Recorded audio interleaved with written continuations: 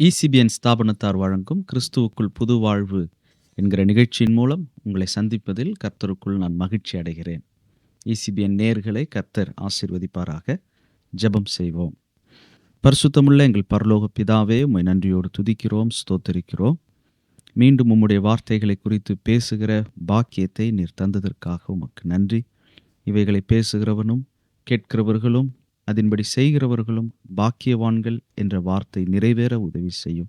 பேசுகிறபடி நான் வாழ எனக்கு பலனில்லை, பேசுகிறபடி நான் வாழ எனக்கு உதவி செய்யும். கேட்கிறபடி வாழவும் கிருபை தாரும். உமக்கே துதிகன மகிமை செலுத்துகிறோம். எங்கள் ஆண்டவரும் இரட்சகரும் மீட்பரும் ஆகிய இயேசு கிறிஸ்துவின் வல்லமையுள்ள நாமத்தில் ஜெபிக்கிறோம் பிதாவே, ஆமேன். இந்த நாளில் 3 காரியங்களை உங்களோடு கூட பகிர்ந்து கொள்ளும்படி நான் கர்த்தருடைய சமூகத்தில் இந்த வார்த்தைகளை பகிர்ந்து கொள்ள விரும்புகிறேன். கர்த்தர் நிச்சயமாக அவருடைய வார்த்தையின் மூலம் நம்முடைய வாழ்வை மாற்றுவார் என்று நான் விசுவாசிக்கிறேன். லூக்கா எழுதின சுவிசேஷம் 5வது அதிகாரம் முதல் 11 வசனங்களிலிருந்து இன்றைக்கு கர்த்தருடைய வார்த்தையை உங்களோடு பகிர்ந்து கொள்ள கர்த்தருடைய ஆவியானவர் உதவி செய்வாராக. லூக்கா 5வது அதிகாரம் முதல் 11 வசனங்கள். இந்த 11 வசனங்களில் இயேசு கிறிஸ்துனுடைய ஊழியத்தில் அவர் பேதுருவை சந்திக்கிற ஒரு சம்பவத்தை, ஒரு நிகழ்ச்சியை நாம் வாசிக்கிறோம். முதல் வசனத்திலிருந்து வாசிக்கிற லூக்கா 5வது அதிகாரம் முதல் வசனத்திலிருந்து. பின்பு அவர் கெனசரேத்து கடலருகே நின்றபோது திரளான ஜனங்கள் தேவ வசனத்தை கேட்கும்படி அவரிடத்தில் நெருங்கினார்கள். அப்பொழுது கடற்கரையிலே நின்ற 2 படவுகளை கண்டார். மீன் பிடிக்கிறவர்கள் அவைகளை விட்டு இறங்கி வலைகளை அலைசி கொண்டிருந்தார்கள். அப்பொழுது அந்த படவுகளில் ஒன்றில் ஏறினார். அது சீமோனுடையதாய் இருந்தது. அதை கரையிலிருந்து சற்றே தள்ளும்படி அவனை கேட்டுக்கொண்டு அந்த படவில் உட்கார்ந்து ஜனங்களுக்கு போதகம் பண்ணினார். அவர் போதகம் பண்ணி முடித்த பின்பு மீன் பிடிக்கும்படி உங்கள் வலைகளை போடுங்கள் என்றார். அதற்கு சீமோன், ஐயரே, ரா முழுவதும் நாங்கள் பிரயாசப்பட்டும் ஒன்றும் அகப்படவில்லை. ஆகிலும் உம்முடைய வார்த்தையின்படியே வலையை போடுகிறேன் என்றான். அந்தபடியே அவர்கள் செய்து தங்கள் வலை கிழிந்து போகத்தக்கதாக மிகுதியான மீன்களை பிடித்தார்கள். அப்பொழுது மற்ற படவிலிருந்த கூட்டாளிகள் வந்து தங்களுக்கு உதவி செய்யும்படிக்கு செய்கை காட்டினார்கள். அவர்கள் வந்து 2 படவுகளும் அமிழத்தக்கதாக நிரப்பினார்கள். இந்த முதல் 7 வசனங்களை வாசிக்க கேட்டோம்.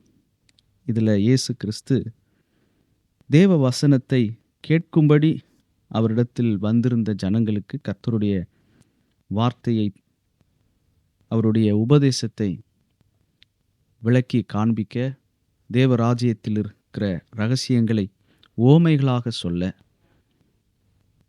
இயேசு கிறிஸ்து அங்கே அந்த கடற்கரையில் பிரசங்கிக்கிறார்.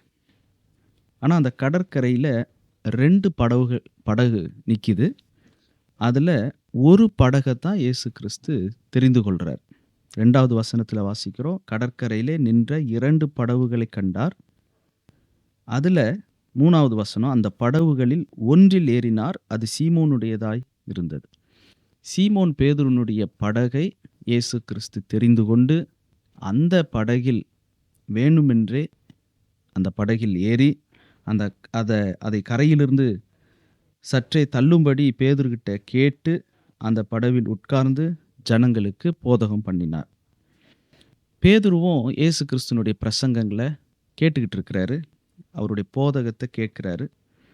அவருடைய பிரசங்கம், அவருடைய போதகம் முடிந்த பிற்பாடு சீமோனை பார்த்து இயேசு கிறிஸ்து சொல்கிறாரு, போய் மீன் பிடிக்கும்படி அந்த கப்பலை, அந்த படகை பயன்படுத்தி போய் மீன் பிடிக்கும்படி வலைகளை போட சொல்கிறார்.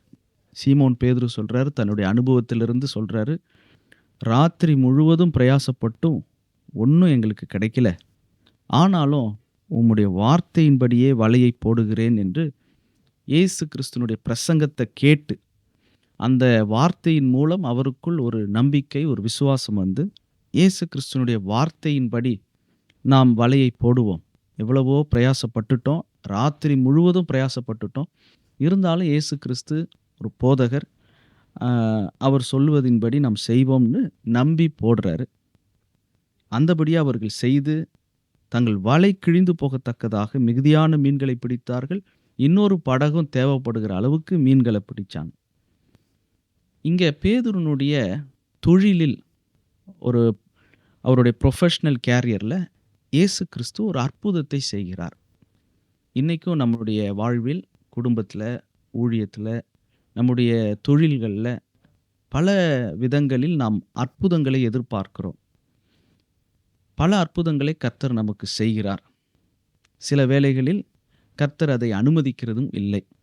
அவருடைய சித்தம், அவருடைய விருப்பத்தின்படி ஒவ்வொருத்தவங்களுடைய வாழ்க்கையை பார்த்து யாருக்கு எப்படி இறங்கலாம், எப்படி பதிலளிக்கலாம் என்பதெல்லாம் கர்த்தருடைய சித்தம். அவருடைய தெரிந்து கொள்ளுதல் கிருபையின் அடிப்படையில இருக்கு. எவன் மேல் இரக்கமா இருக்க சித்தமா இருக்கிறாரோ, அவன் மேல் அவர் இரக்கமா இருக்கிறார். அப்ப இந்த இடத்துல இயேசு கிறிஸ்து பேதுருவுக்கு ஒரு அற்புதம் செய்றார். அற்புதம் நடக்கும்போது, நம்முடைய வாழ்க்கையில் கர்த்தர் ஒரு அற்புதத்தை செய்யும்போது, உடனடியாக நாம் செய்ய வேண்டிய அந்த ரியாக்ஷன் என்னவாக இருக்க வேண்டும்?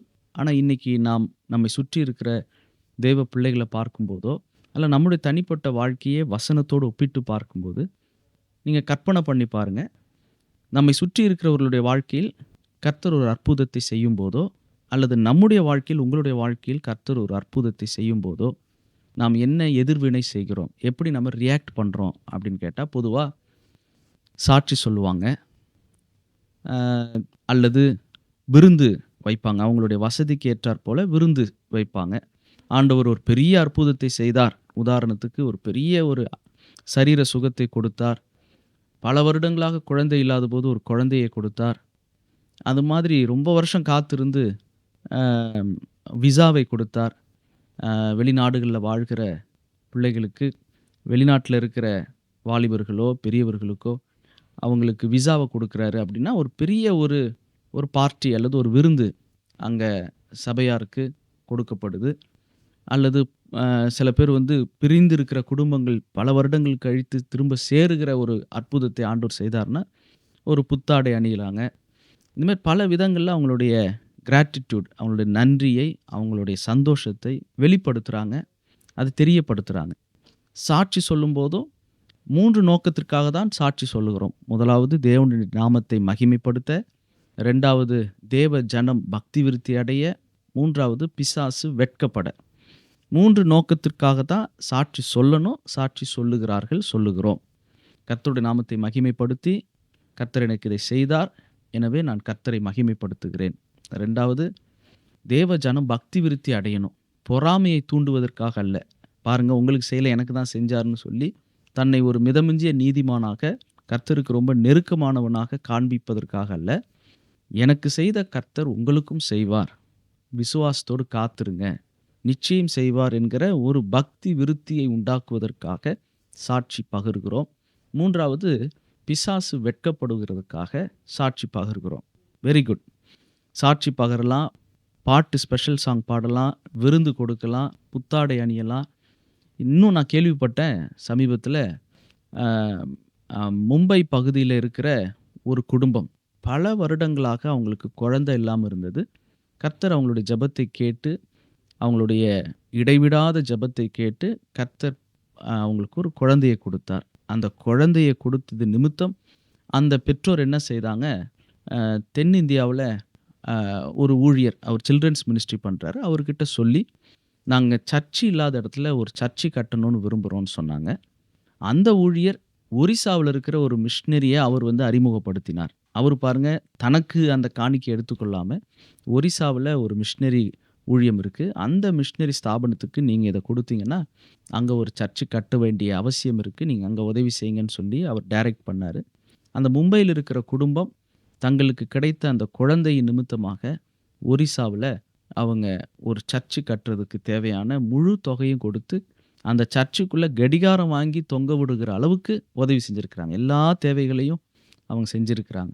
இப்படி ஒவ்வொருத்தவங்க அவங்களுடைய சந்தோஷத்த கர்த்தர் செய்கிற அற்புதத்தின் விளைவாக சந்தோஷத்த, நன்றியை தெரிவிக்கிறாங்க.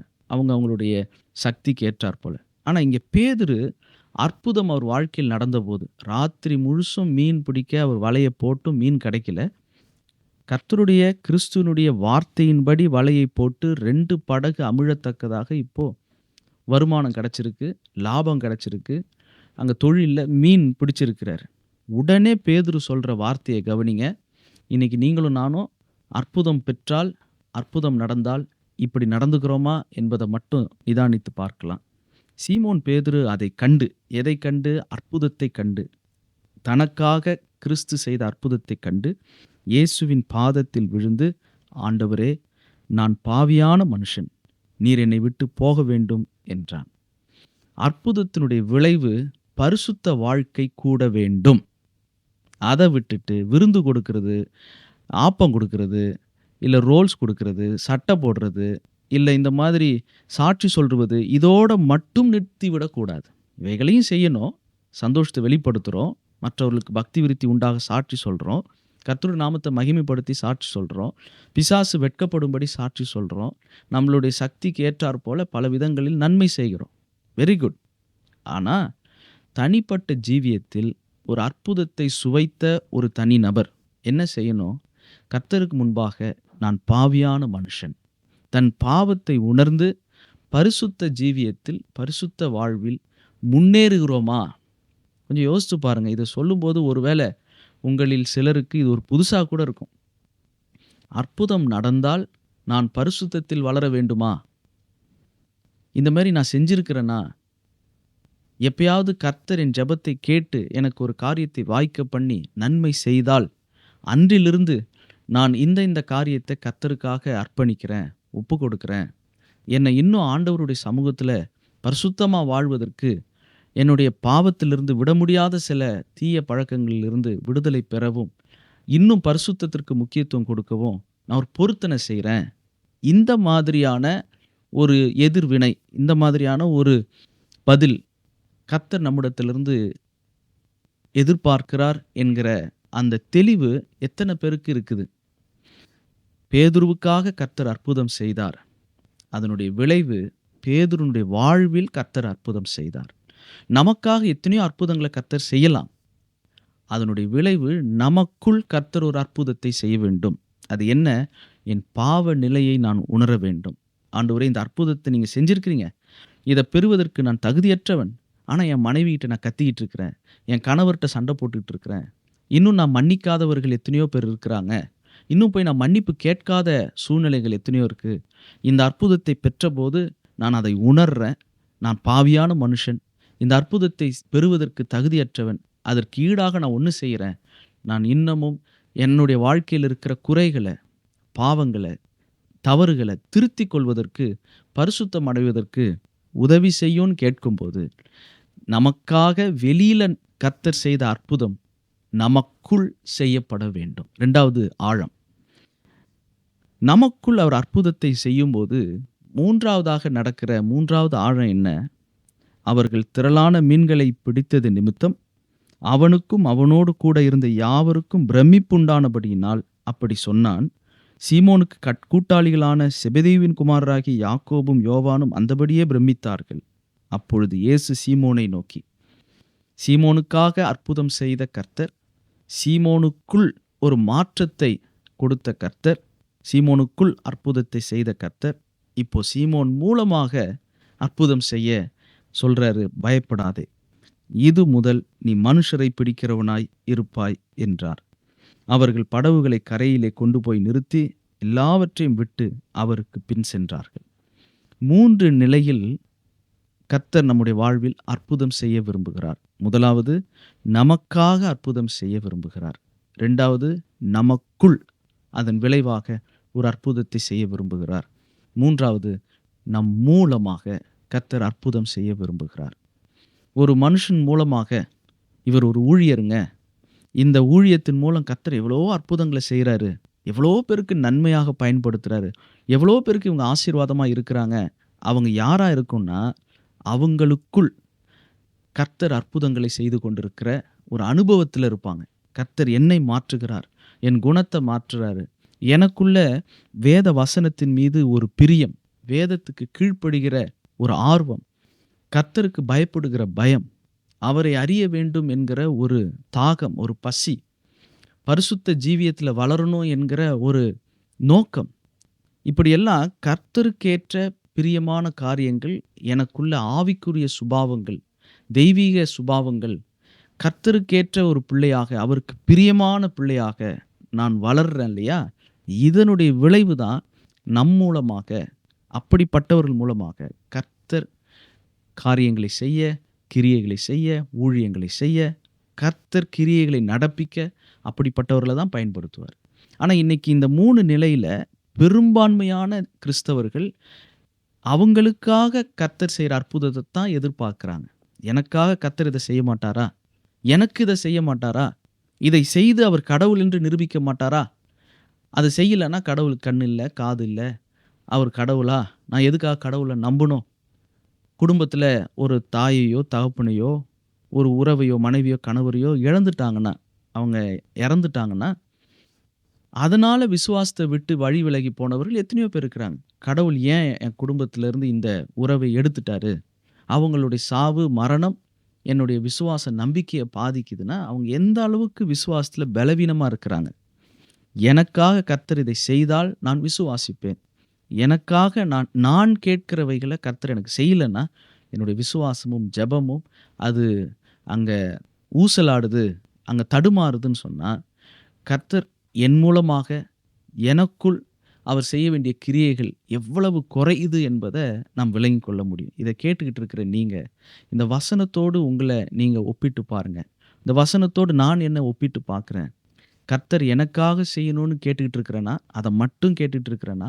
கர்த்தாவே எனக்குள் கிரியை செய்யுங்க. எனக்குள் உம்முடைய சாயல், உம்முடைய சுபாவம், உம்முடைய பாரம், உம்முடைய தேவை, உம்முடைய காரியங்கள், உம்முடைய சித்தம் என்ன? இதெல்லாம் எனக்குள்ள நான் தேட ஆரம்பிக்கணும். என்னை கர்த்தருக்குள்ளும், கர்த்தரை எனக்குள்ளும் தேட வேண்டும். என்னை கடவுளுக்குள்ள தேடணும். அவரை எனக்குள்ள தேடணும். வெளியே போய் தேடுறதில்ல. இப்படி எனக்குள் ஒரு மாற்றம் வர, வர, வர நான் மனம் திரும்ப, திரும்ப தான் என் மூலமாக கர்த்தர் கிரியை செய்வார். இன்னைக்கு ஊழியம் என்றால் என்ன? நாம் கர்த்தருக்காக எடுக்கிற முயற்சிகள், கர்த்தரை பிரியப்படுத்தி தேவ சித்தத்தின் அடிப்படையில் செய்கிற கிரியைகள் எல்லாம் இந்த 2 ஸ்டெப்ப தாண்டாம நடக்காது. ஒருவேளை கர்த்தர் நமக்காக கிரியை செய்யாம கூட இருக்கலாம். நம்ம கண்ணுக்கு தெரியாது. நாம நினைச்சிட்டு இருப்போம். நாம எதிர்பார்க்கிறத கர்த்தர் செய்யாம இருக்கலாம். ஆனா எத்தனையோ ஆயிரக்கணக்கான காரியங்கள் கர்த்தர் நமக்காக செய்து கொண்டிருக்கலாம். ஆனா எந்த மனுஷனுக்குள் கர்த்தர் கிரியை செய்யலையோ, அந்த மனுஷன் மூலம் அவர் கிரியை செய்ய முடியாது. Until God cannot work in a person, he cannot work through a person. ஒரு மனுஷன் மூலம் கர்த்தர் கிரியை செய்யணும்னா, அந்த மனுஷனுக்குள் கர்த்தர் கிரியை செய்ய வேண்டும். இன்னைக்கு ஊழிய வாஞ்சையோடு இருக்கிறவர்களே, என் பிள்ளைய நான் ஊழியத்துல வளர்க்கணும். நானும் ஆண்டவருக்காக எதையாவது செய்யணும். ஒரு கேமரா, ஒரு ஸ்டாண்டு, லைட் செட்டிங்ஸு, பின்னாடி ஒரு பச்சை கலர் துணிய கட்டி, மைக் ஸ்டாண்ட்லாம் இருந்தா ஊழியம் செஞ்சிடலாமா? எனக்கிட்ட பண வசதி இருக்கு, பொருள் இருக்குது, எனக்கு ஊடக வசதி இருக்கு, எனக்கு கொஞ்சம் இங்கிலீஷ் தெரியும், எனக்கு எபிரியன் தெரியும், எனக்கு கிரேக்கன் தெரியும், லத்தீன் தெரியும், நான் பைபிள் காலேஜில் இதெல்லாம் படிச்சிருக்கிறேன் என்கிற அறிவு இருந்தால் போதுமா? கர்த்தர் ஒரு மனுஷனுக்குள் கிரியை செய்ய வேண்டும். அப்படிதான் கர்த்தர் அப்படிப்பட்டவர்கள் எடுத்து பயன்படுத்தும் போது அது ஒரு பெரிய தாக்கத்தை உண்டு பண்ணும். அது கர்த்தர் அங்கீகரிக்கிற விதமாக இருக்கும். அதாவது பிரிட்டிஷ் மேன் ஒருவர் சொன்னது, 17வது நூற்றாண்டில் வாழ்ந்தவர் சொன்னது, அவர் பேர் நான் மறந்துட்டேன். A holy man of God is an awful weapon in the hand of God. அந்த சேயிங் மட்டும் என்னால் மறக்க முடியல. A holy man of God is an awful weapon in the hand of God. கர்த்தருடைய கரத்தில் ஒரு பரிசுத்தமுள்ள ஒரு மனுஷி தான் கர்த்தருடைய கரத்தில் ஒரு வல்லமையான ஒரு ஆயுதம். பரிசுத்த ஜீவியத்துக்கு முக்கியத்துவம் கொடுக்காம மற்ற எக்ஸ்ட்ரா ஃபிட்டிங்ஸ்க்கும், மேக்கப்ஸ்க்கும், மற்ற பொருட்களுக்கும், சாதனங்களுக்கும் முக்கியத்துவம் கொடுத்தா அது கர்த்தருடைய ராஜ்யத்தில் செய்யப்படுகிற, கர்த்தருக்கு முன்பாக செய்யப்படுகிற ஊழியம் அல்ல. என் மூலமாக அவர் அற்புதம் செய்யணும், கிரியை செய்யணும்னா எனக்குள் அவர் அற்புதம் செய்யணும். எனக்குள் செய்கிறதற்காகத்தான் எனக்காக செய்கிறார். இதெல்லாம் செஞ்சு அவர் நயம் காட்டி நம்மை அவர் இழுக்கிறார். அவர் பக்கம் இழுக்கிறார். பார், உனக்காக இந்த அற்புதத்தை செய்தேன். சுவிசேஷ புஸ்தகங்கள்ல இயேசு கிறிஸ்து எத்தனையோ அற்புதங்களை செய்தார்ன்னு வாசிக்கிறோம். ஆனா சீஷர்களுக்கு என்ன அற்புதம் செய்தார்? யோசித்து பாருங்க. பேதுரு தண்ணி மேல நடந்தாரு. ஓகே. தோமா இயேசு கிறிஸ்துவ பார்த்தா தான் நான் நம்புவேன்னு சொல்லி அவர் கேட்குறாரு. அவருக்கு காட்சி கொடுக்கிறாருன்றதே ஒரு அற்புதம்னு எடுத்துக்கிட்டாலும், அது ஒரு அற்புதம்னு சொல்லலாம். பேதுருடைய மாமி ஜுரமா இருக்கும்போது, அவங்களுக்கு பேதுருனுடைய உறவினருக்கு உதவி செய்தாரு. ஓகே. பேதுரு தண்ணி மேல நடந்தாரு. ஓகே. இந்த மாதிரி சில அற்புதங்கள் சீஷர்களுக்கு இருந்தாலும், சீஷர்களுடைய வாழ்க்கையில பெருசா அற்புதம்னு ஆண்டவர் செய்ததாக இல்ல. மற்றவர்களுக்கு தான் செய்தார். நீங்கள் சீஷனாக வேண்டும் என்றால், அவரை பின்பற்ற விரும்பினால், நம் மூலமாக அற்புதம் நடக்கும். பேதுருடைய கையினால அற்புதம் நடந்தது. 2 பேரா அவங்கள வந்து கிராமங்களுக்கு 70 பேர 35 கிராமங்களுக்கு அனுப்புறாரு. அவங்க போய் பிசாசுகள ஓட்டுறாங்க. அற்புதங்கள் நடக்குது. எல்லாரும் சந்தோஷத்தோட திரும்பி வந்து சொல்றாங்க, ஆண்டவரே உம்முடைய நாமத்தினாலே அற்புதங்கள் நடந்ததுன்னு சொல்றாங்க. சீஷர்களை கொண்டு கர்த்தர் அற்புதம் செய்தார். ஆனா சீஷர்களுக்கு அற்புதம் பெருசா நடந்த மாரி பைபிள்ல எழுதி இல்ல. இன்னைக்கு அற்புதத்தை எதிர்பார்க்கிறவர்கள் பல பேர் இருக்கிறாங்க. செய்வார். இன்னொரு குரூப் இருக்கிறாங்க. இவங்களுக்கு அற்புதமே செய்யாட்டினாலும், அவங்க என்ன விட்டு போக மாட்டாங்க. இப்போ ஒரு கேள்வி நான் கேட்கிறேன். ரொம்ப முக்கியமான கேள்வி. இத கேட்கும்போது நீங்க உங்கள நீங்களே நிதானித்து பாருங்க. ஆண்டவரே, எனக்கு நீங்க அற்புதம் செஞ்சா தான் நான் உங்கள விசுவாசிப்பேன்னு என்ன சீப்பா எடை போட்டுட்டீங்களா? எனக்கு நீங்க அற்புதம் செய்யலனாலும், எனக்காக நான் கேட்கிறவைகள செய்யாட்டினாலும், நான் உங்கள விட்டு போக மாட்டேன் ஆண்டவரே. நான் உங்களோட தான் இருப்பேன். என்கிற அந்த விதமான வீரியமுள்ள, வைராக்கியமுள்ள சீஷர்களாக நாம் இருந்தால், கர்த்தர் எனக்காக ஏதாவது செஞ்சா தான் இருப்பேன்னு இல்ல. சிங்கக்குட்டிகள் பட்னியாய் கிடந்து தாட்சியா இருக்கும். கர்த்தரை தேடுகிறவர்களுக்கோ ஒரு நன்மையும் குறைவுபடாது. இந்த வசனம் நம்ம எல்லாருக்கும் பிரபல்யமான ஒரு வசனம். சங்கீதம் 34:10 சிங்கக்குட்டிகள் தாழ்ச்சி அடைந்து பட்டினியாய் இருக்கும். கர்த்தரை தேடுகிறவர்களுக்கோ ஒரு நன்மையும் குறைவுபடாது. ஆனா நீங்க எபிரெயர் 11வது அதிகாரத்துல வாசித்து பார்த்தீங்கன்னா, எபிரெயர் 11வது அதிகாரம். இங்க விசுவாச வீரர்கள், வீராங்கனைகளினுடைய பட்டியல்ல வாசிக்கிறோம். இங்க இதே விசுவாசத்தினாலே 36வது வசனத்திலிருந்து வாசிக்கிறேன். விசுவாசத்தினாலே வேறு சிலர் நிந்தைகளையும், அடிகளையும், கட்டுகளையும், காவலையும் அனுபவித்தார்கள். விசுவாசத்தினால தான் அனுபவித்தார்கள். 37 எபிரெயர் 11:37 விசுவாசத்தினாலே கல்லெறி உண்டார்கள். விசுவாசத்தினாலே வாளால் அறுப்புண்டார்கள். பரீட்சை பார்க்கப்பட்டார்கள். பட்டயத்தினாலே வெட்டப்பட்டு மரித்தார்கள். செம்மறியாட்டு தோள்களையும் வெள்ளாட்டு தோள்களையும் போர்த்து கொண்டு திரிந்து, அடுத்து என்ன எழுதியிருக்கு? குறைவை அனுபவித்தார்கள். உபத்திரவத்தை அனுபவித்தார்கள். துன்பத்தை அனுபவித்தார்கள். குறைவையும், உபத்திரவத்தையும், துன்பத்தையும் அனுபவித்தார்கள். அதை எக்ஸ்பீரியன்ஸ் பண்ணாங்க. இப்ப சங்கீதம் 34:10 எபிரெயர் 11:37 எப்படி நாம விளக்க போறோம்? எப்படி புரிஞ்சுக்க போறோம்? கர்த்தரை தேடுகிறவர்களுக்கு ஒரு நன்மையும் குறைபடாது. ஆவிக்குரிய நன்மைகள். ஆனா சரீர நன்மைகள் குறைவுபடலாம். எபிரெயர் 11:37 வாசிக்கிறோம். விசுவாச வீரர்கள். அவங்க யாரு? 36 வேறு சிலர். கொஞ்சம் பேர் தான் இந்த மாதிரியான கிறிஸ்தவர்களா இருப்பாங்க. அவங்க குறைவையும் அனுபவிப்பார்கள். கர்த்தரை தேடுகிறவர்களுக்கு ஒரு நன்மையும் குறைவுபடாதே. அப்புறம் எப்படி இங்கே எபிரெயர் 11ல குறைவை அனுபவித்தார்கள், உபத்திரவத்தை அனுபவித்தார்கள், துன்பத்தை அனுபவித்தார்கள். இவங்கெல்லாம் யாருன்னா, இயேசு கிறிஸ்துவுக்காக இயேசு கிறிஸ்துவினிடத்துல ஏதாவது கிடைக்கும்னு பின்பற்றவங்க இல்ல. இயேசு எனக்கு கிடைச்சிருக்கிறார். அவருடைய ரட்சிப்பு எனக்கு கிடைச்சிருக்கு.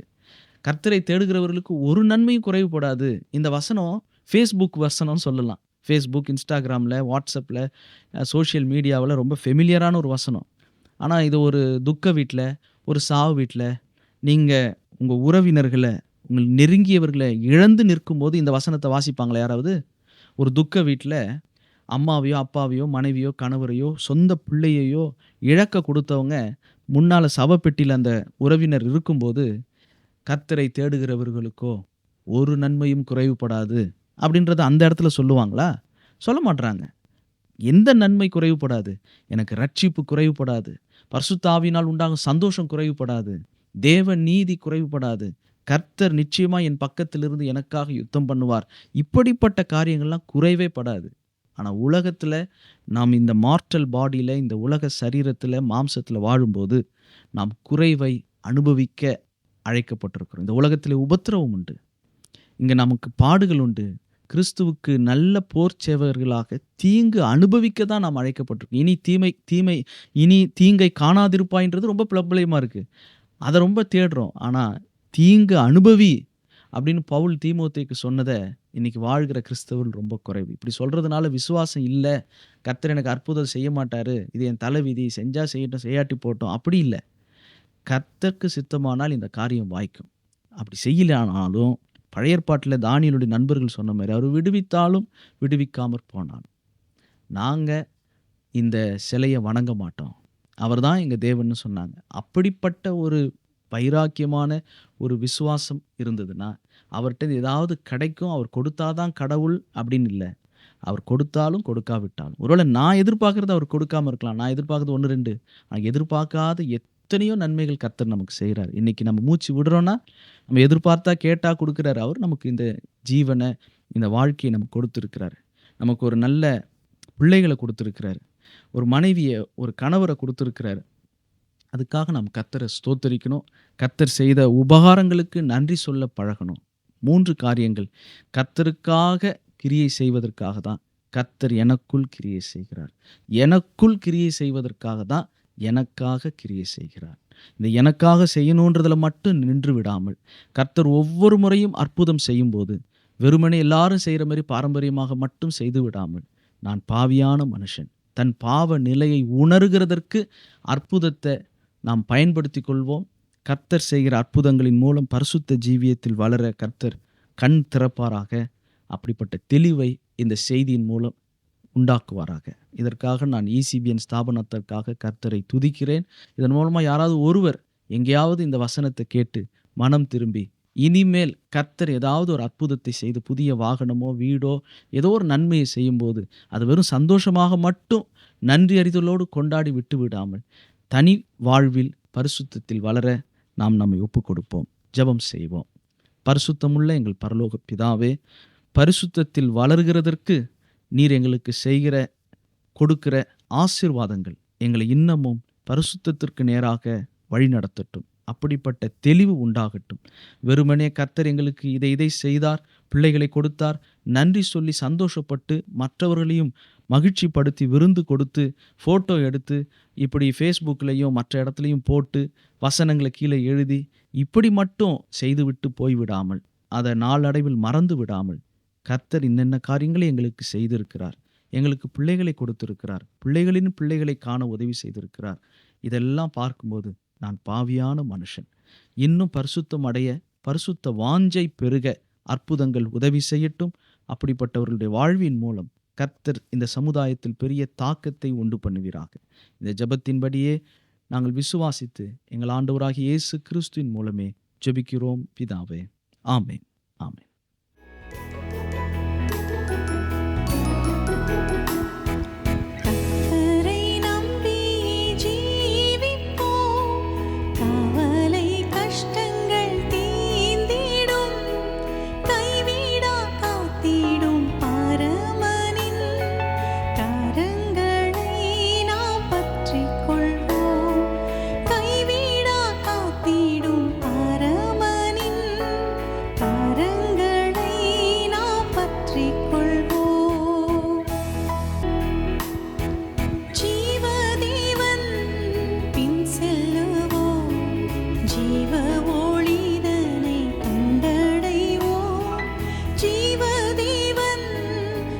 செல்லு